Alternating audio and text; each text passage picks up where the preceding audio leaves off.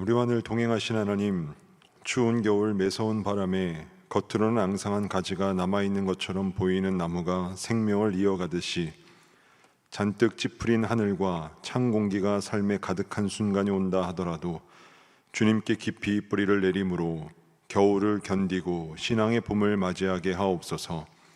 오미틀 그날을 기다리며 겨울을 이겨내는 나무처럼 모든 순간을 하나님을 향한 믿음 안에서 이겨낼 수 있도록 도와주옵소서. 예수님의 이름으로 기도드립니다. 아멘. 찬송가 211장 찬송하시겠습니다.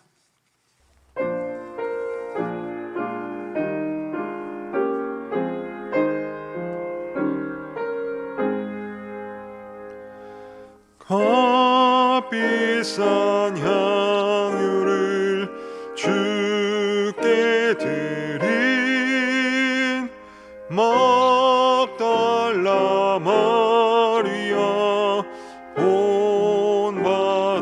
본받아서 향기로운 산제물 주님께 바치리.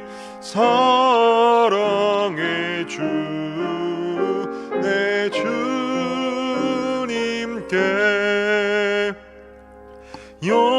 연약한 자에게 힘을 주고 어두운 세상에 빛을 비춰 성실과 인내로 내 영제 이끌리. 사랑의 주 내 주님께 두려운 마음에 소망 주고 슬픔에 쌓인 자 위로하며 길 잃은 자들을 친절히 이끌리. 사랑의 주 내 주님께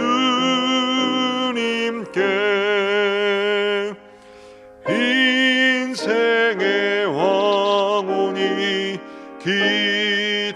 깃들어서 이 땅의 수고가 끝날 때에 주님을 섬기다 평안히 가리라. 사랑의 주 내 주님께.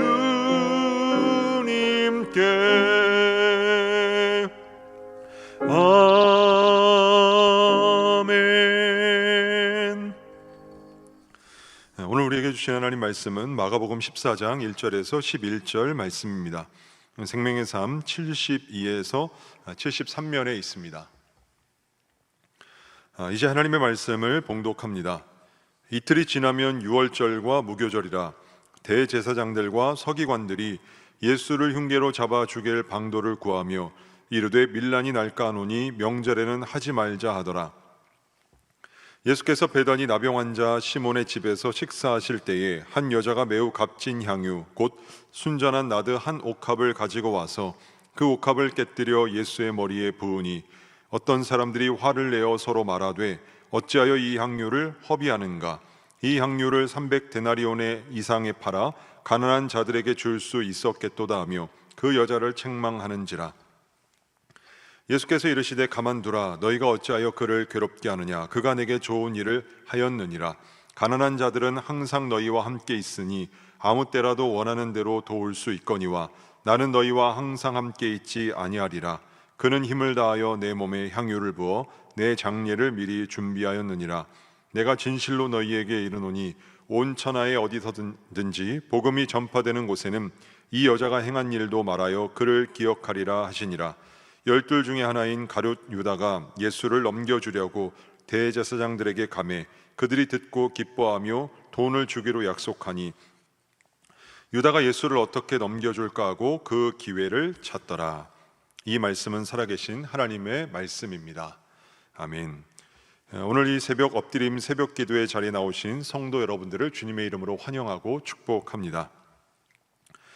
예수님을 잡으려는 흉계가 본격적으로 시작되고 있습니다. 그런데 대제사장들과 서기관들이 유월절과 무교절이 다가오고 있기 때문에 이 날을 피하려고 합니다. 1절과 2절 말씀입니다. 이틀이 지나면 유월절과 무교절이라 대제사장들과 서기관들이 예수를 흉계로 잡아 죽일 방도를 구하며 이르되 밀란이 날까 하노니 명절에는 하지 말자 하더라. 이들이 유월절을 피하려 했던 이유는 민족들이 모두 모이기 때문입니다. 이틀이 지나면 유월절과 무교절로 이어지는 8일간의 명절이었습니다. 명절을 맞아 예루살렘에 모인 많은 백성들이 소동을 일으킬 수도 있기 때문에 체포를 잠시 미루기로 하였습니다. 소동이 일어날 수 있는 이유는 예수님을 메시아로 믿는 사람들이 있었기 때문이었습니다.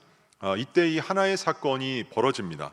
한 여인이 식사하시는 곳에 나타나 예수님의 머리에 향유를 부었습니다. 이 향유는 나드였습니다. 나드는 인도 등에서 수입되는 비싼 향유였습니다. 여인은 향유를 부으려고 향유 병목을 깨뜨립니다. 그렇지 않으면 한 번에 다 부을 수 없기 때문입니다. 이 나드 향유는 여인이 오랫동안 소중하게 간직해왔던 귀중품이었을 것입니다. 여인은 향유를 예수님의 머리에 붓습니다. 이 향유는 예수님의 머리를 타고 흘러 발등까지 흘러내립니다. 여인의 행위를 본 사람들이 화를 내기 시작합니다. 향유값은 약 300데나리온으로 추정되었습니다. 한 데나리온이 노동자의 하루 품삯에 해당하므로 이 300데나리온이라 하면 약 1년치 품삯에 해당하는 큰 금액이었습니다. 더구나 유월절이 시작되는 저녁에는 가난한 자들에게 선물을 주는 관습도 있었습니다. 그렇기 때문에 이 향유를 한꺼번에 낭비하지 않았더라면 가난한 자들을 도울 수 있었다라고 질책합니다. 함께했던 이들이 했던 말은 굉장히 합리적인 말이었습니다. 정확하게 말하자면 이들이 했던 말, 여인을 향해서 질책한 이 말은 틀린 말이 아니었습니다. 맞는 말이었습니다. 귀한 물질을 한 사람에게 한 번에 사용해 버리는 것이기 때문입니다. 근데 예수님께서는 이 여인을 향해 다음과 같이 말씀을 하십니다. 6절 말씀입니다. 가만두라. 너희가 어찌하여 그를 괴롭게 하느냐? 그가 내게 좋은 일을 하였느니라. 여인이 예수님께 행한 일에 대한 이 해석이 예수님에게는 달랐습니다. 예수님은 여인을 향해 말로 질책하는 사람들의 편을 들지 않으셨습니다. 오히려 여인을 향해 이 자신을 향해 이 옥합을 깨뜨려 부은 이 행동을 가리켜 좋은 일이라고 말씀을 하셨습니다. 영어 성경에는 이 좋은 일을 아름다운 일로 번역을 합니다. 엄청난 값어치의 옥합을 깨뜨려 머리에 부은 이 행위를 가리켜 좋은 일이라고 말씀을 하십니다. 예수님은 이렇듯 여인의 행동을 칭찬하십니다. 그렇다고 한다면 예수님의 이 말씀을 통해서 무엇인가 하시고자 하시는 말씀이 있다는 것을 알 수 있습니다. 그것이 무엇일까? 맞는 일보다 더 높은 가치 있는 일이 있다는 것입니다. 맞는 일보다 더 중요한 가치 있는 일, 그것이 무슨 일인가? 오늘 본문에 의하면 좋은 일입니다. 그렇다면 예수님께서 말씀하시는 좋은 일은 무엇입니까? 이 본문 8절 말씀입니다. 그는 힘을 다하여 내 몸에 향유를 부어 내 장례를 미리 준비하였느니라. 이 본문에서 말씀하고 있는 내 장례는 예수님의 장례입니다. 예수님의 죽음입니다. 지금 예수님께 향유를 부었던 이 여인의 행동은 모든 사람을 위해 보배로운 피를 흘리신 예수님의 죽음을 준비하는 것으로 바로 이 일이 좋은 일이라는 것입니다. 이 일이 더 귀한 가치를 지니는 일이라는 것입니다. 그리고 본문의 사건은 이렇게 마무리가 됩니다. 이 마무리 내용을 보면 예수님께서 말씀하신 의미가 더욱더 명확하게 전달된다고 할 수 있는데요. 이 말씀은 9절입니다. 내가 진실로 너희에게 이르노니 온 천하에 어디서든지 복음이 전파되는 곳에는 이 여자가 행한 일도 말하여 그를 기억하리라 하시니라. 예수님은 그분의 장례를 준비한 이 여인의 행동을 복음과 함께 전파하라고 하십니다. 우리는 복음을 전하는 현장마다, 선교를 하는 현장마다 이 여인의 이야기를 꺼내지 않습니다. 대신 예수 그리스도께서 이 땅에 오신 목적과 왜 예수님께서 십자가에 달려 돌아가셔야 하는지에 대해서 선포합니다. 다시 말하면 여인이 예수님의 장례를 위해서 기름을 부었던 행위에 대해서 전파하지 않고 이 여인이 했던 행위 안에 내포된 의미를 선포하고 전합니다. 이 여인의 예수님을 향한 행동이 담고 있는 의미는 무엇인가?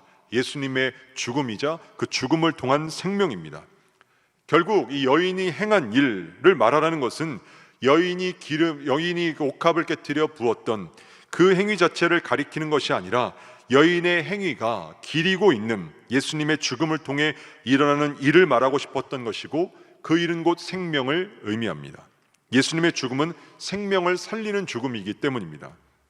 결론적으로 옳고 그름보다 더 높은 가치 있는 일은 예수님의 죽음이고 이는 예수님의 죽음, 곧 생명을 살리는 일이라는 것입니다.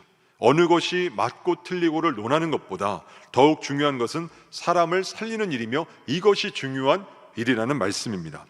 살아가다 보면 틀린 말로 갈등을 겪을 때보다 맞는 말로 갈등을 겪을 때가 훨씬 더 많습니다. 맞는 말이기 때문에 첨예하게 대립합니다. 그래서 말로써 칼로 찌르는 듯한 아픔을 줄 때도 있습니다. 그런데 맞는 말을 하는 것보다 생명의 관점에서 말하고 판단하는 것이 더욱 중요하다고 예수님께서 말씀하고 계십니다. 일리 있는 말이지만, 맞는 말이지만 사람을 살리는 일보다 더욱 중요한 일은 없기 때문입니다. 여인의 행동으로 인한 사람들의 말은 맞는 말이었습니다. 맞는 말이었지만 그 말은 사람을 살리는 말은 아니었습니다. 바라기는 지적하는 말을 내뱉기 이전에, 맞는 말을 하기 이전에 이 말이 사람을 살리는 말인지 돌아보고 다른 사람을 생명으로 이끄는 그 말로 우리의 언어를 채우는 저와 여러분 되실 수 있기를 소망합니다. 자, 이 두 번째로 살펴볼 것은 여인의 반응입니다. 이 여인은 말없이 행합니다. 이 4절에서 5절 말씀입니다. 어떤 사람들이 화를 내어 서로 말하되 어찌하여 이 향유를 허비하는가? 이 향유를 300데나리온 이상에 팔아 가난한 자들에게 줄 수 있었겠도다 하며 그 여자를 책망하는지라. 사람들은 이 여인을 향해 책망하고 비난합니다. 오죽했으면 예수님께서 나서서 여인을 향해 책망하는 자들에게 가만두라고, 여인을 괴롭히지 말라고 말씀하셨겠습니까? 그런데 이 사람들을 향한 여인의 반응을 보십시오. 본문에는 여인이 그들을 향해 반박했다라는 말씀이 없습니다. 여인은 아무 말이 없었습니다. 여인이 행한 행동은 기록되었는데 여인이 행한 말은 나와 있지를 않습니다. 말없이 헌신했고 말없이 희생할 뿐이었습니다. 자신을 향해 과도하게 남으라는 사람들을 향해 이 여인이 대꾸하지 않습니다. 엄청난 향유를 부은 것이 자신이 무엇을 기대하고 한 것은 아니지만 사람들은 자신을 향해 칭찬하지 않았고 자신의 편도 들어주지 않았습니다. 그런데 사람들의 책망을 이 여인은 넘깁니다. 이 여인을 통해서 무엇을 알 수 있습니까? 여인은 지금 이 사람들의 여인의 행동에 대한 책망을 자신에 대한 책망으로는 받아들이지 않았던 것 같습니다. 자신의 행동에 대한 책망을 자기 자신에 대한 책망으로는 받아들이지 않았다는 것입니다. 공동체에서 누군가 어떤 의견을 낼 때가 있습니다. 근데 그 의견이 자신의 의견과 다를 때가 있습니다. 그런데 마치 그 누군가 의견을 낼 때 그 의견과 자신을 마치 하나인 것처럼 여기는 사람들이 있습니다. 세상에는 다양한 사람들이 존재합니다. 다양한 사람들이 존재하기 때문에 다양한 생각과 다양한 의견이 존재할 수밖에 없습니다. 이때 어느 의견이 옳다고 하기 위해서는 다른 의견을 당연히 비판할 수밖에 없습니다. 근데 이는 그 사람을 비판하는 것이 아닙니다. 그 사람이 낸 의견에 대해서 비판할 뿐입니다. 그런데 자신의 생각을 비판했다고 이를 자신을 비판하는 것으로 받아들이는 사람들이 있습니다. 그래서 책망을 듣지 못합니다. 책망을 견딜 수 없어 합니다. 극심한 스트레스를 받기도 합니다. 사람은 누구나 완벽할 수 없습니다. 실수와 허물이 있습니다. 때문에 책망은 필요합니다. 살아가는 데 있어서 이 책망은 반드시 필수적인 요소라고 할 수 있습니다. 책망을 통해서 상대방의 부족한 부분을 개선하고 발전하게 할 수 있습니다. 따라서 우리가 누군가를 책망할 때 혹은 비판할 때 상대방의 생각이나 행동만을 비판해야 합니다. 개선해야 할 행동이나 상황에 대해서만 이야기해야 합니다. 근데 사랑이라는 미명 아래 선을 넘어서 인격을 훼손하고 책망할 때가 있습니다. 이는 부모와 자식 사이의 관계에서 또는 상하 관계에서 많이 발생합니다. 그런 책망은 상대방으로 하여금 자신에 대해 부정적인 인식을 갖게 합니다. 대인관계에 어려움을 갖게 하고 삶에 있어서 소극적인 자세를 취하게 합니다. 여러분이 누군가를 향해 쓴소리를 할 때 상대방의 행동과 인격을 분리해서 말할 수 있어야 합니다. 그래야 여러분의 말에 상대방의 인격이 상처를 받지 않을 수 있습니다.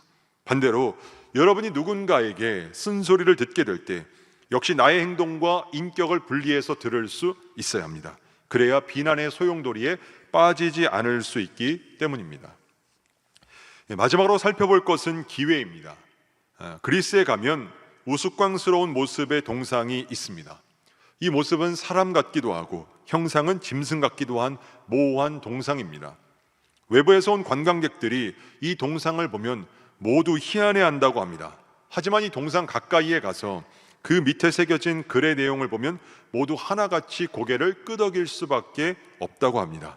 동상의 모습은 앞머리는 머리숱이 무성하고 뒷머리는 대머리인데다가 발에는 날개가 있습니다. 그리고 이 동상 아래에는 이런 글자가 새겨져 있습니다.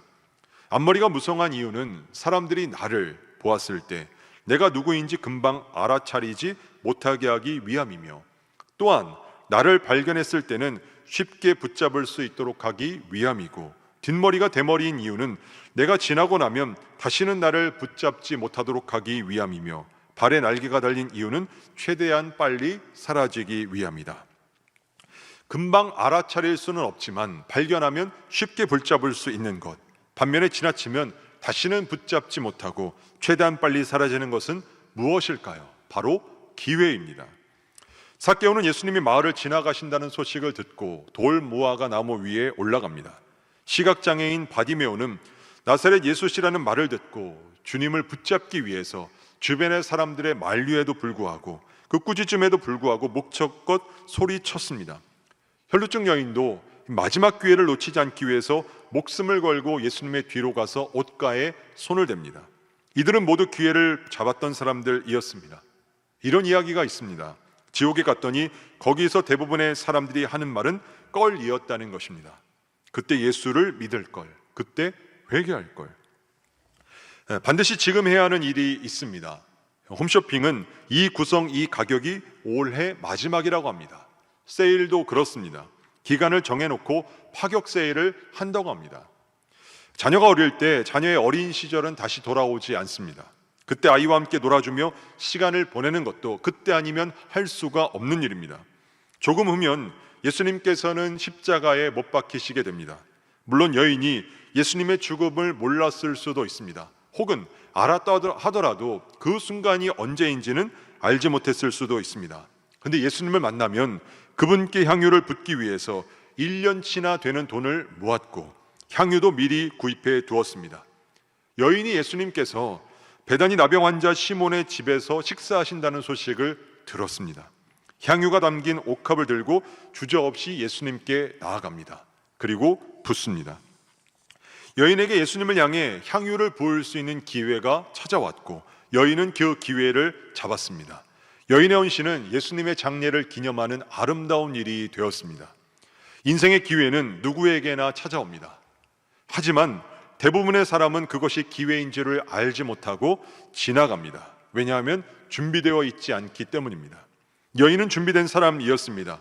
예수님께서 시몬의 집에서 식사하실 때 집에 있는 것 중에 아무거나 가지고 가서 붓지 않았습니다. 여인은 언젠가 만나게 될 예수님을 위해서 미리 준비했던 사람이었습니다. 마찬가지로 기회를 붙잡기 위해서는 준비가 필요합니다.